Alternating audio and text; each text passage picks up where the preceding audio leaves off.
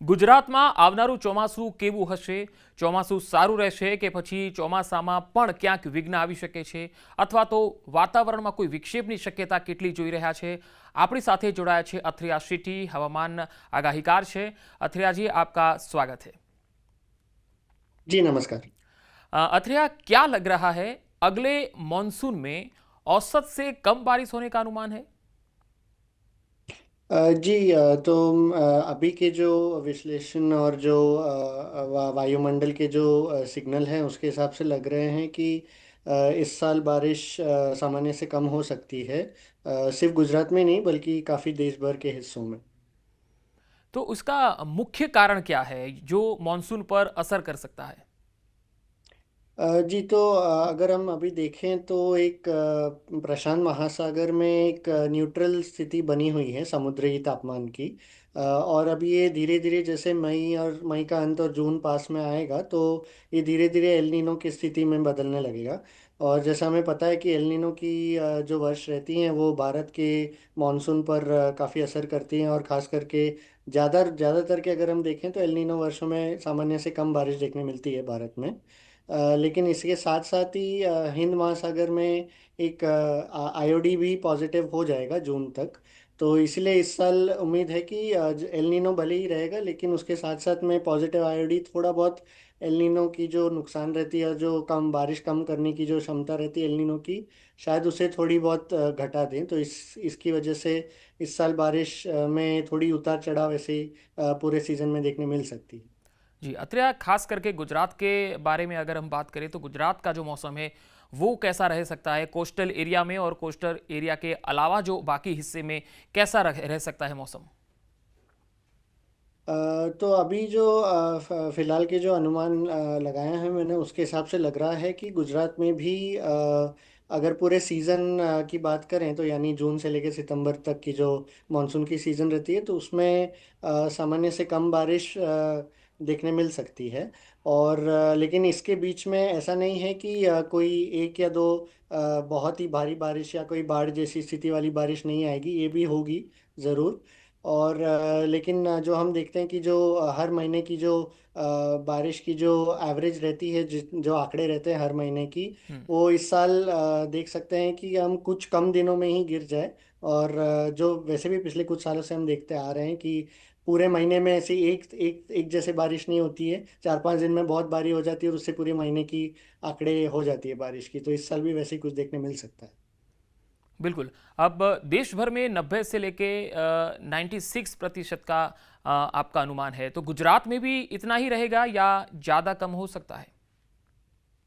जी तो अभी ये तो बहुत ही मैंने एक ऐसे ही आंकड़ा का अनुमान लगाया है अभी की जो स्थिति है उसके हिसाब से। लेकिन इतना बता दूं कि अभी मई और जून आते आते ये थोड़ी बदलाव हो सकती है, तो इसलिए जो अगला पूर्वानुमान रहेगा उसमें और क्लैरिटी मिलेगा। लेकिन ज़रूर ऐसा लग रहा है कि जो देश भर की भी जो बारिश की आंकड़ा है वो या तो सामान्य के जस्ट रेंज में आएगा, नहीं तो सामान्य से थोड़े कम ही रहेगा। और गुजरात का जो आंकड़ा है वो मैंने अभी नहीं डाला है क्योंकि अभी भी काफ़ी गुजरात की जो बारिश की जो परफॉर्मेंस रहेगी उसका काफ़ी प्रभाव उसके उस पर आईओडी का पड़ेगा। तो इसीलिए जब हम देखेंगे तो आईओडी कैसा रहेगा आने के महीनों में, तो इसलिए गुजरात तब जाके गुजरात का आंकड़ा लगा सकते हैं। अच्छा अथरिया, आपका जो आकलन है उसमें जुलाई अगस्त को लेकर आपने कुछ आशंकाएं व्यक्त की है। वो आशंकाएं क्या है?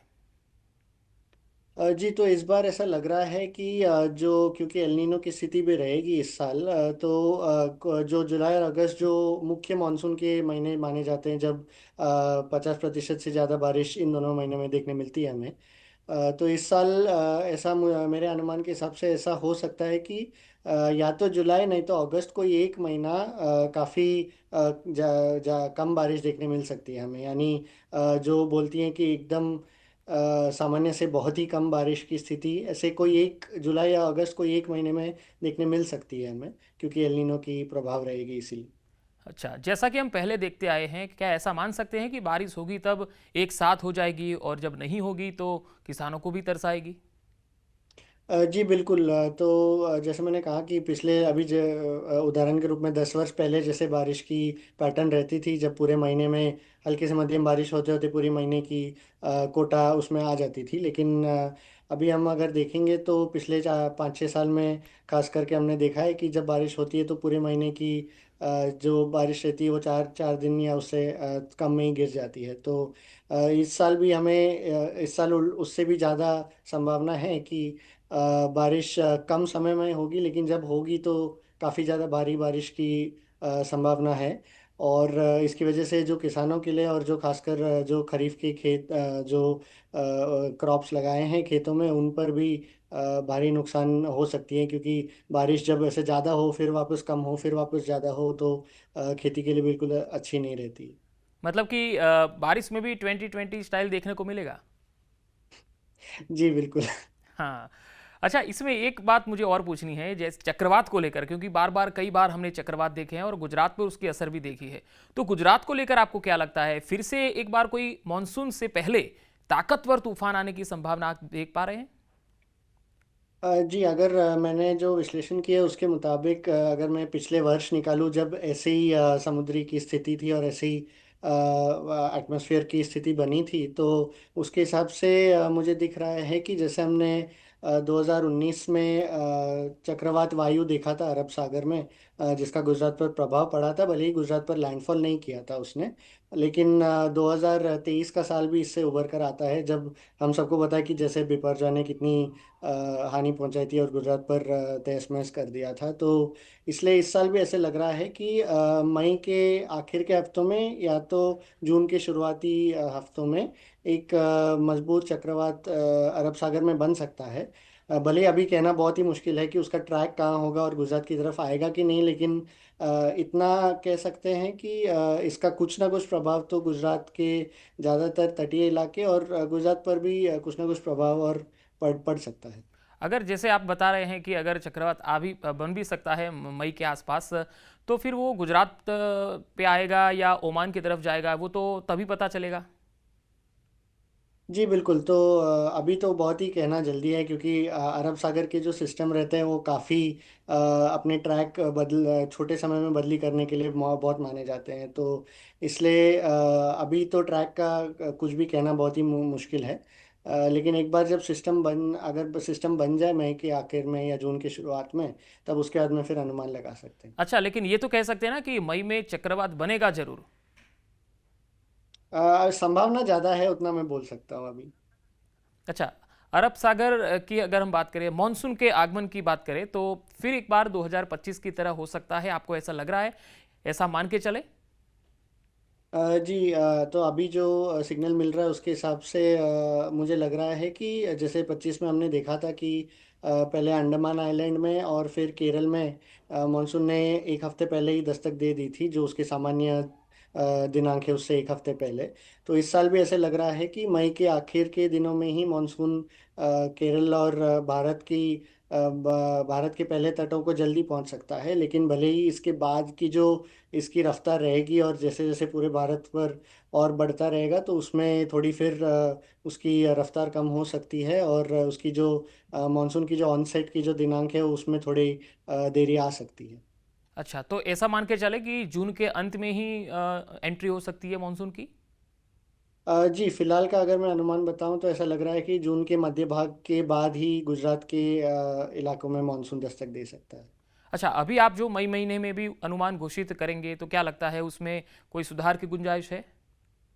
जी बिल्कुल। अभी तो क्योंकि फिर भी काफ़ी जल्दी है, स्थितियां बहुत ही जल्द बदल सकती हैं। तो अभी क्योंकि 2 महीना और दूर है और इसमें 2 महीना तो बहुत समय होता है वायुमंडल के रूप में कि इसमें हल्की छोटी मोटी बदलाव भी हो तो। लेकिन इतना मैं कंफर्म कह सकता हूँ कि इस साल एल नीनो का प्रभाव रहेगा हम्म। और पॉजिटिव आयोडी का भी प्रभाव रहेगा। हम्म। अभी ये देखना है हमें कि दोनों एल नीनो और पॉजिटिव आयोडी में से कौन सा विजेता निकलता है इन दोनों में से। क्योंकि अगर एलिनो विजयी निकलता है तो फिर जुलाई और अगस्त के समय में मानसून खराब हो सकता है। लेकिन अगर पॉजिटिव आयोडी विजय निकलता है तो फिर वो थोड़ी बहुत एलिनो की जो खराब असर है उसको कम कर सकता है और मानसून के आखिर तक फिर थोड़ी बारिश बढ़ा भी सकता है। अच्छा, एक लास्ट क्वेश्चन है।